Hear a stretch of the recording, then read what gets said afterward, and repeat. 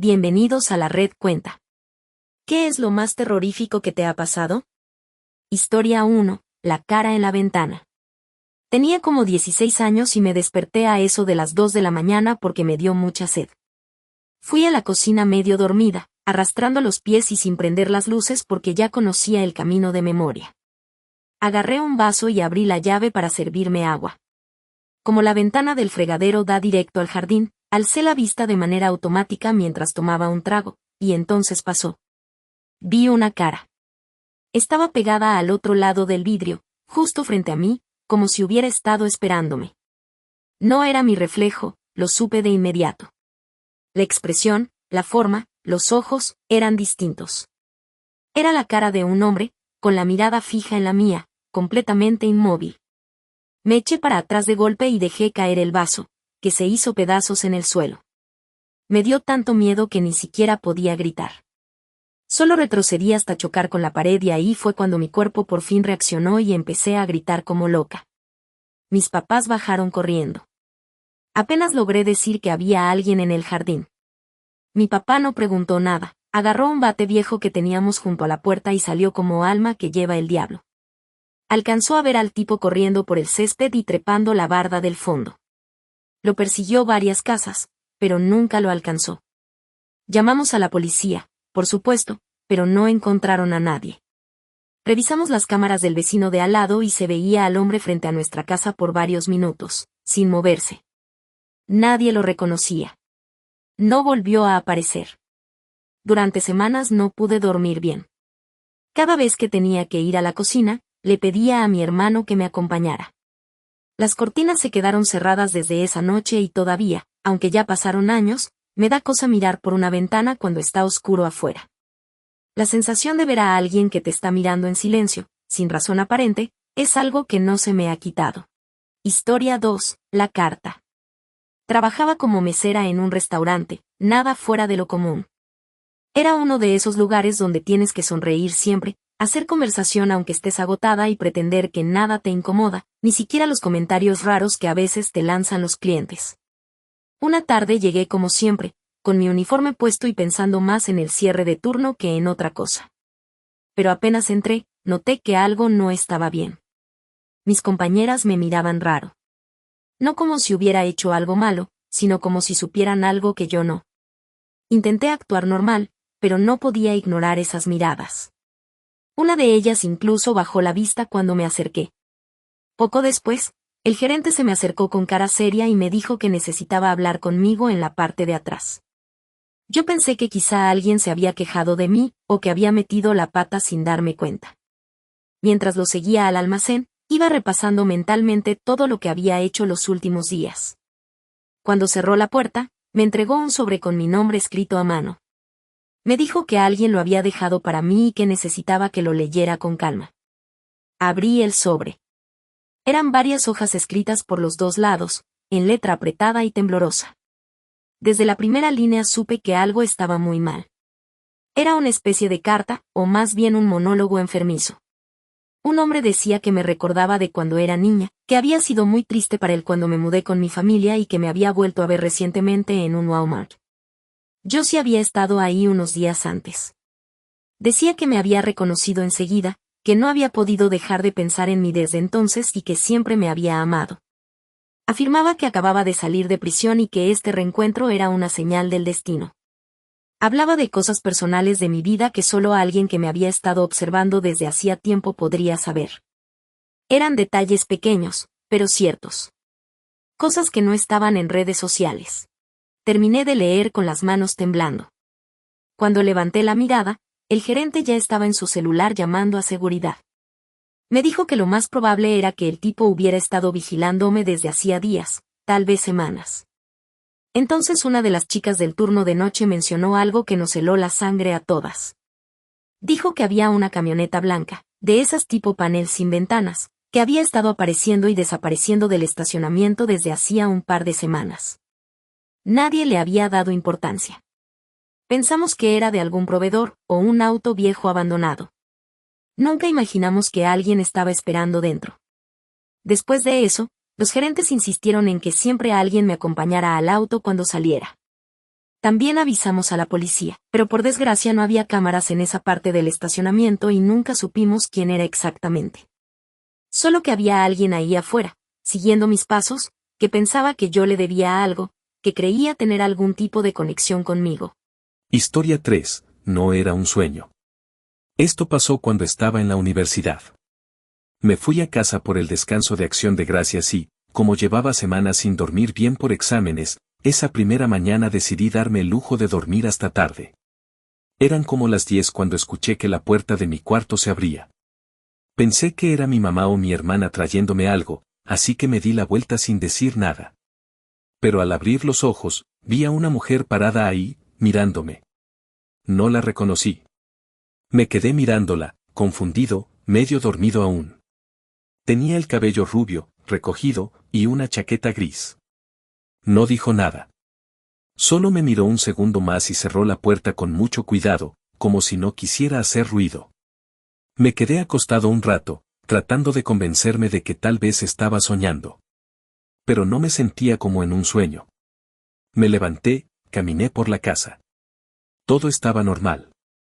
La laptop seguía en la mesa de la cocina. La perrita nueva que habíamos adoptado estaba tranquila en su jaula, dormida como si nada. Me asomé por la puerta trasera y vi unos platos grandes cubiertos con papel aluminio. Supuse que era algo para la cena del jueves. Entonces llamé a mi mamá, que estaba en el trabajo, para preguntarle si alguien de la familia había pasado a dejar comida. Me dijo que probablemente había sido mi tía abuela, que tal vez había entrado para dejar las cosas en la cocina y se confundió de cuarto. Pero la mujer que yo vi era más joven, mucho más. No tenía sentido. Me dijo que seguro lo soñé y no le dio importancia. Cuando conté lo que vi en la cena familiar, todos se rieron y empezaron a bromear con que estaba viendo fantasmas. 2 días después, el viernes, mi tío llamó a mi mamá y le dijo que viera el periódico local. Había una noticia de una mujer arrestada en el vecindario por allanamiento de morada.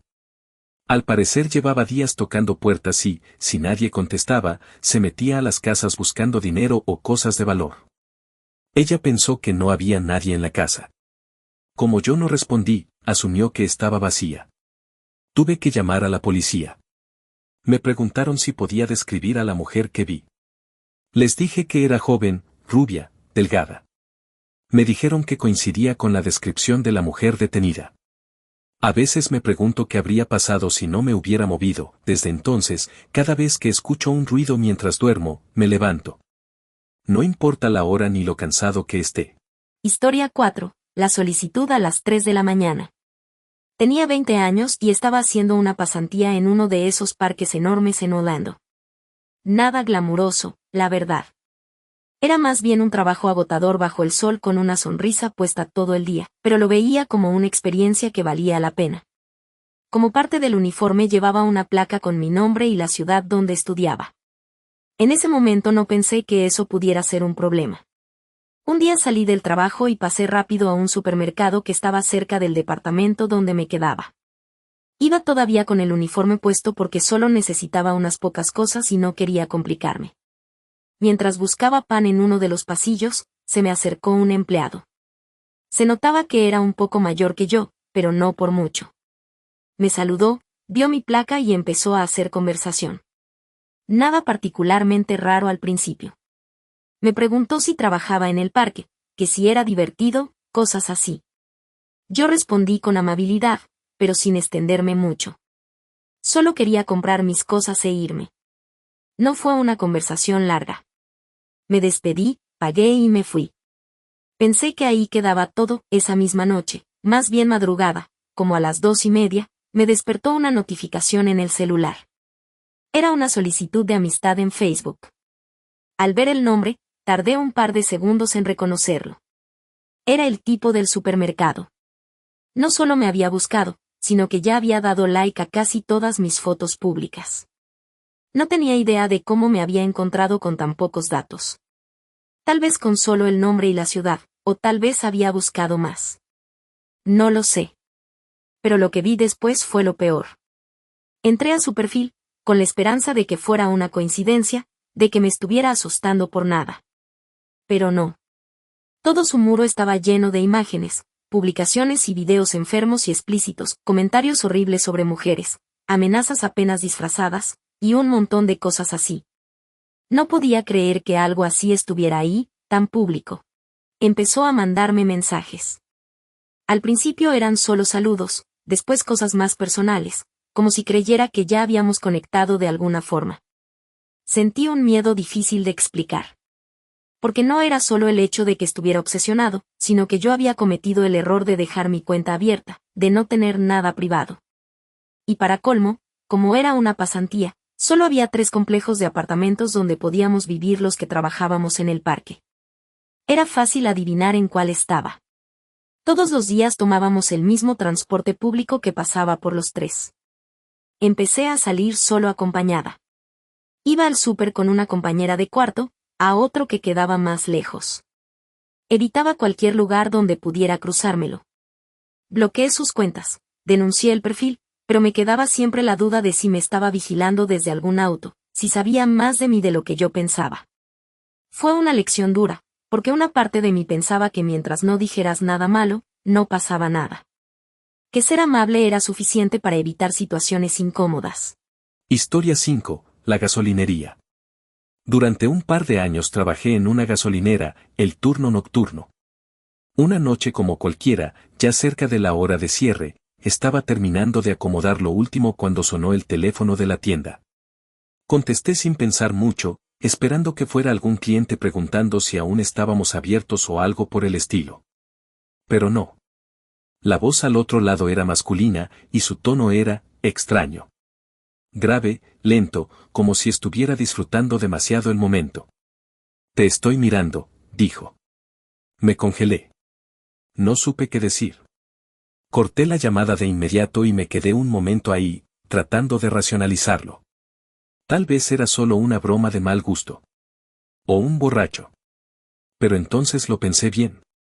A un lado del edificio estaba el baño público, una estructura medio apartada con una puerta pesada que siempre teníamos que revisar antes de cerrar. Si se quedaba mal cerrada, el viento podía abrirla y disparar la alarma en plena madrugada. Y justo al lado del baño, había un teléfono público. Uno de esos que nadie usaba ya, pero que seguía ahí, sin cámara, sin vigilancia. ¿Y si había hecho la llamada desde ahí? ¿Y si en ese mismo momento había alguien de pie a escasos metros, mirándome desde la oscuridad? No iba a arriesgarme. No iba a salir a revisar la puerta con la posibilidad de que algún enfermo estuviera escondido esperando. Así que llamé a la policía. Les dije que no necesitaba nada dramático, solo que vinieran a echar un vistazo mientras cerraba todo y llegaba a mi coche sin ser apuñalado o secuestrado por un tipo salido de una película mala de terror. Llegaron unos 20 minutos después, con cara de fastidio. 2 oficiales. Les conté lo que había pasado, intentando sonar lo más lógico posible. Pero apenas terminé, uno de ellos me miró y dijo con tono sarcástico. ¿Y entonces? ¿Qué quieres que hagamos exactamente? Por dentro solo pensaba, proteger y servir, cabrón. Es literalmente tu trabajo. Pero no dije nada. Solo les pedí que me acompañaran mientras cerraba el baño y ponía seguro en la tienda. No encontraron a nadie, ni en el baño ni cerca del teléfono. Pero no volví a trabajar tranquilo después de eso. Cada noche antes de cerrar, revisaba todo con más cuidado, con el estómago apretado, esperando no volver a escuchar esa voz. Historia 6. El niño bajo la lluvia. Fue durante el segundo semestre de la uni.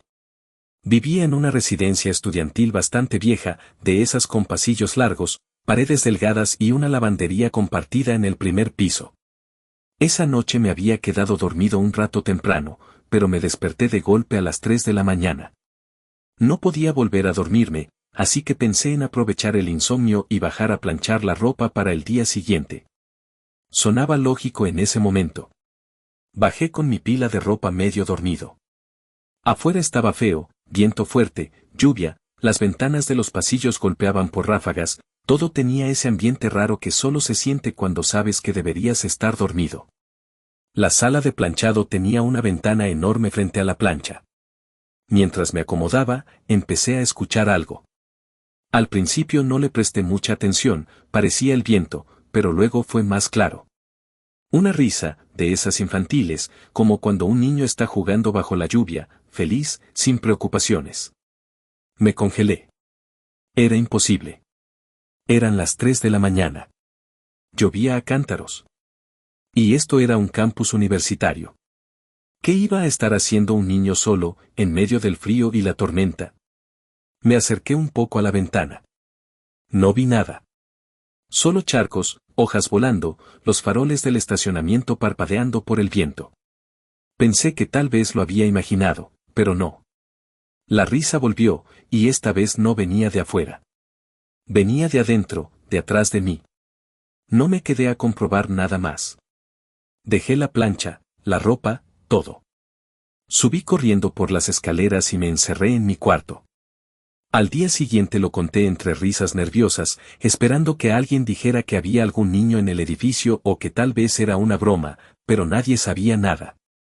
Nadie había escuchado nada. Y todavía me da cosa pasar por ese cuarto cuando bajo de noche. Aunque lo más raro de todo es que no fue algo que vi. Solo lo escuché. Y a veces, lo que se escucha sin verse, da mucho más miedo. Historia 7. Los otros niños. Yo tenía unos 8 años y estaba afuera con mi hermano, esperando a que llegaran nuestros abuelos. Vivíamos en una casa sobre una pequeña colina, y justo enfrente pasaba una carretera angosta. Desde ahí se veía perfecto cuando alguien venía subiendo. Estábamos sentados en el borde del jardín cuando vimos el coche de nuestros abuelos. Era el suyo, sin duda. Mi abuelo manejaba, mi abuela iba al lado. Se detuvieron justo frente a nosotros y nos saludaron con la mano, sonriendo, como siempre. Todo parecía normal hasta que miramos bien el asiento de atrás. Había 2 niños ahí. 2 niños que no conocíamos. No eran primos, ni vecinos, ni amigos de nadie que recordáramos. Solo estaban sentados, tranquilos, mirándonos, igual que nuestros abuelos. Nos quedamos congelados. Ellos siguieron manejando y pasaron de largo, sin bajar ni decir nada. Mi hermano pensó que tal vez estaban llevando a esos niños a sus casas y que iban a regresar, pero algo no cuadraba. 5 minutos después, nuestros abuelos llegaron al camino de entrada. En otro coche. Uno completamente distinto. Esta vez venían solos. Les preguntamos quiénes eran los niños que traían antes. Se quedaron viéndonos confundidos, como si estuviéramos bromeando. Nos aseguraron que acababan de salir de su casa, que no habían pasado antes por aquí, y que no tenían idea de lo que estábamos diciendo. Lo hablamos muchas veces a lo largo de los años. Ambos lo recordamos igual. Mismo coche, mismos gestos, misma ropa, pero esa vez había 2 niños que nunca habíamos visto. Nunca encontramos una explicación. Historia 8. El venado. Hace un par de años salimos de cacería mi primo, 2 amigos y yo.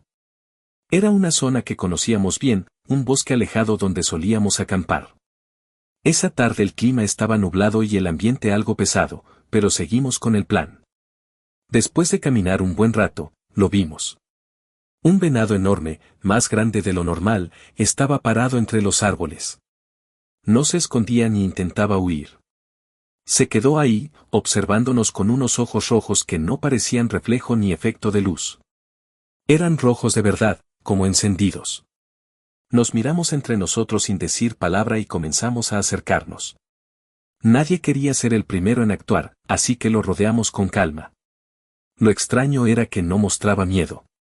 Intentamos atraparlo, hacer que se moviera, incluso alzamos la voz, pero se quedó inmóvil. Lo más inquietante fue que, en cierto momento, levantó la cabeza y esbozó algo parecido a una sonrisa. Era una expresión extraña, casi humana, como si supiera perfectamente lo que intentábamos hacer. Cuando se giró y se internó en el bosque, todos lo seguimos un poco, pero desapareció entre los árboles sin dejar señales de por dónde había pasado. El terreno estaba húmedo, pero no había rastros. Todo se quedó en silencio. Decidimos regresar al campamento sin hablar demasiado. En el fondo, sabíamos que lo que habíamos visto no era normal. Desde entonces, ninguno ha querido volver a esa zona. Ni por curiosidad. Historia 9. Alguien debajo de mi cama. Cuando me mudé sola por primera vez, encontré un pequeño departamento en una zona tranquila. Era antiguo, pero estaba en buen estado y me gustó desde el principio. La primera semana pasó sin problemas, aunque me costaba dormir por las noches. Decía que era normal, que era cuestión de acostumbrarse. Una noche, mientras me preparaba para dormir, sentí algo raro. No fue un ruido ni nada específico, solo una sensación difícil de ignorar. Era como si hubiera alguien más en la habitación. Me quedé sentada un momento en la cama, mirando alrededor, y luego bajé la cabeza para mirar debajo. Había un hombre acostado. Estaba inmóvil, con los ojos abiertos, observándome sin decir nada. Me quedé sin aire.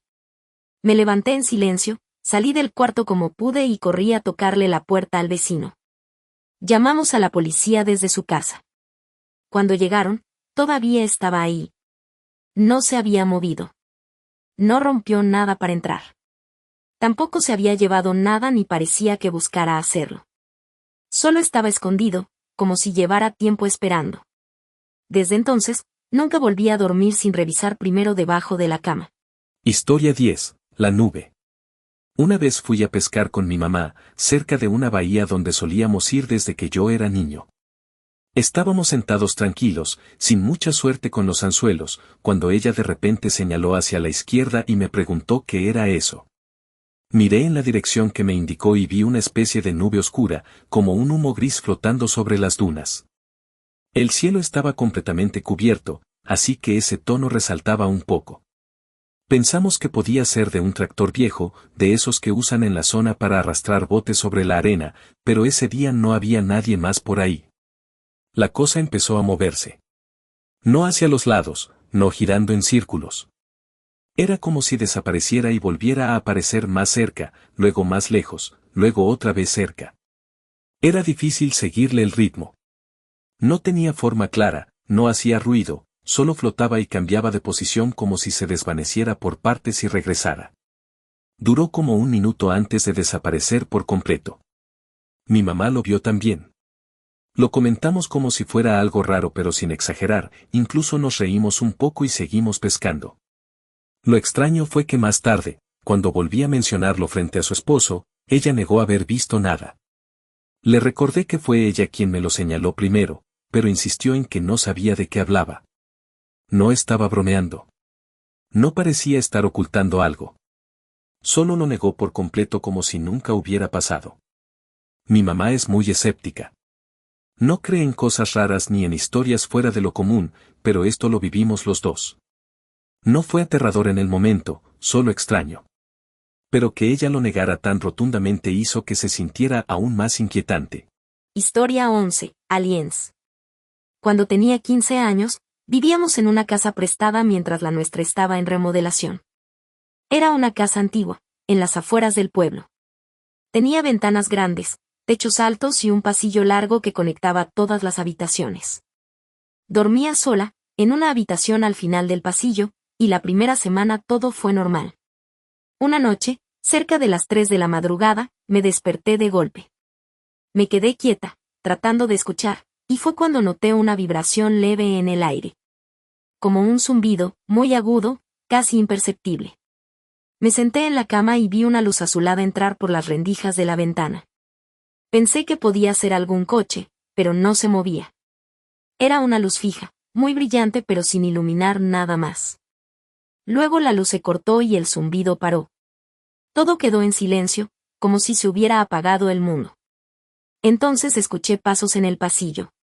Eran lentos, como si alguien caminara descalzo, arrastrando apenas los pies. Me tapé con la cobija hasta la nariz, paralizada, esperando escuchar la puerta. Pero los pasos pasaron de largo. Luego volvieron. Y volvieron a pasar. Después de un rato, dejaron de sonar. Intenté convencerme de que lo había soñado. Al día siguiente le pregunté a mis padres si se habían levantado en la noche, pero dijeron que no. Mis hermanos tampoco se despertaron. Fui a revisar las cámaras de seguridad que mi papá había instalado para vigilar la entrada y el patio trasero, pero algo estaba mal. Esa noche había una franja negra entre las 2:51 y las 3:17. Las cámaras no habían grabado nada. La última noche en esa casa, mientras me lavaba la cara antes de dormir, noté una marca en la base del cuello.